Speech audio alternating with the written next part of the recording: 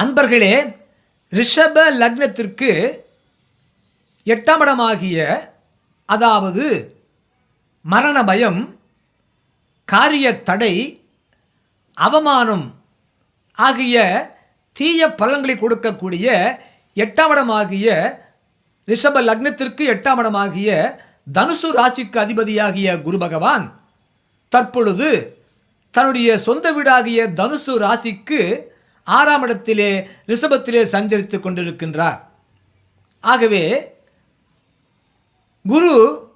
அந்த ரிஷப ராசியை விட்டு அடுத்த குரு பேச்சு காலம் வரையிலும் இந்த ரிஷப லக்னத்தில் பிறந்தவர்களுக்கு இந்த குரு பகவான் ரிஷப ராசியிலே சஞ்சரிப்பதனாலே அவர்களுக்கு உள்ள அந்த மரண பயம், காரிய தடை, அவமானம் போன்ற தீய பலன்கள் இல்லை அடுத்த குரு பேச்சு காலம் வரையிலும்.